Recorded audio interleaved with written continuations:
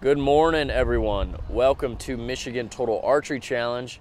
We are out here today shooting a course with the Sitka crew. It's a little nippy up here. It's a little windy, a little cold, but we're gonna have fun getting out here this morning and doing some shooting.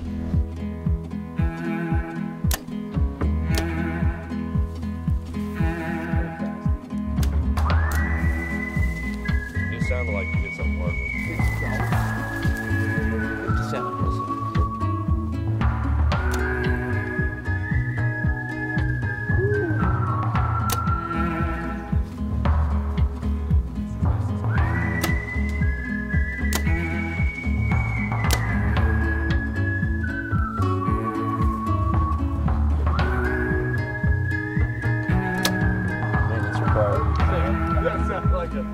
Fixing on the fly. Good example though, like Cody's been shot the last two targets and he was just a little bit right and they were both uphill. Just goes to show and proves that it's really important to get out. Shoot your bow in conditions like you're gonna be hunting in. So that's why tac's great. You know, you get out here, you shoot all these crazy targets and everything, but it really exposes where you're weak in your equipment or your shooting. And it just really makes you better overall. 68 yards. Every time you stumble to a cone at a Total Archery Challenge, you should have a process. So having some sort of process during practice, during Total Archery Challenge, is just gonna help you in the field or whenever you're in the moment. So come up to the cone, find your target, range it every single time. Got my range, 57. Before I get up and talk or do anything else, it's straight to the sight. So I'm gonna go 57, boom, I'm there. I just did a short little process to make sure that my sight is good. But it's important to do that every single time, regardless of the situation. Sometimes you get lazy and you're just like, hey buddy, what's the range? And then you do this. But if you do your own process every single time, you're just gonna be way better off and way more prepared. So I feel attacked. I mean, it's important to have a process. I mean, just like anything else. There we go. That was good. Where's the target? Between the trees. Oh boy. You got a technical one here. We are threading the proverbial needle here.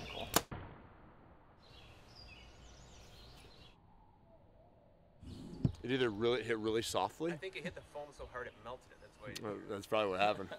It appears that this is a super technical shot, but when you really think about it, we got a doe at 86 straight across, just perfectly level with us. The tricky part here is we're shooting on the downward slope, so the slope is kind of running this way. So when you come to full draw, if you're not paying attention, you potentially could be running your bubble way out to the left because we have this side hill coming down, and naturally your eyes are going to want to be perpendicular to that side hill.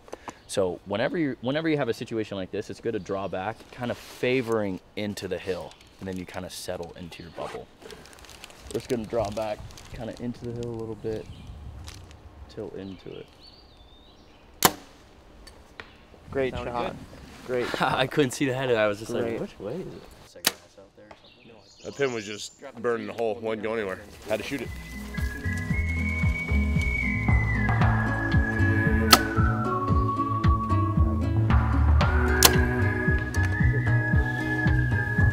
Got it out for this bear now.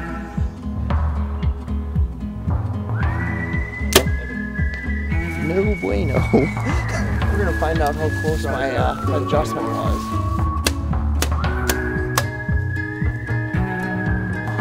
Precis.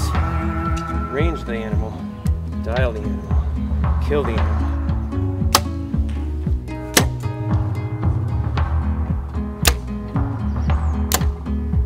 That was a fun one, 94 yards, straight over this power line. Again, we got a little bit of that side hill. I drew back and my bubble was fighting me and I had to just knock it back.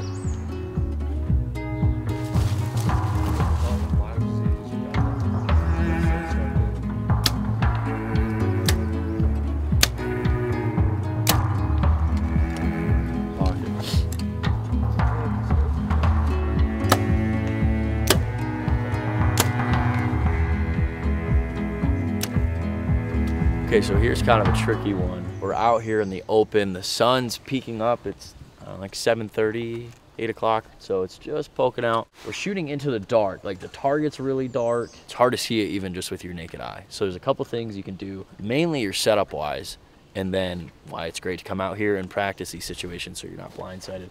Running a little bit bigger peep sight can really bring in some more light into your setup. Making sure it's not too small where you're just so focused in on the pins. You still want to have a good sight picture, so you don't want to get like so big that there's a lot of room around the housing, but a good amount of light can get through your peep sight. Also, running a scope with a really good light system on it is good. Either just a lot of fiber that's really sensitive you can adjust, or like I have this UltraView UV3, we can turn these lights on and kind of like dial it in our sight picture. So these sort of shots, light to dark, dark to light, depends a lot on just sight picture.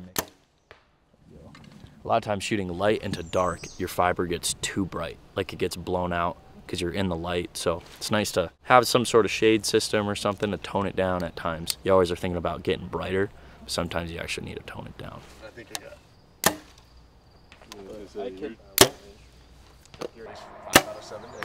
So this one's kind of a slam dunk of a few things. We got this big side hill here, and then we got a very dark target, and we're in the light here. So we got kind of a lot going on, so you just really got to pay attention before you get to full draw and before you get the shot. If you just draw back here and shoot, you could experience all sorts of stuff.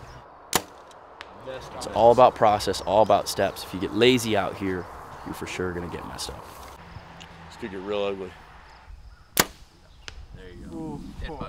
Oh, that Yeah. Last one's the best one. Oh, man. Just center punched it. Center punch the tree. That arrow went 90 degrees to the right. All right, so now you can see his fletch. Shoot for that. Yeah, seriously, like hit the fletch. Seriously, your fletching's in the way now. It is in the way. I'm off my game right now. I'll aim for it. Nice. Perfect. Beautiful.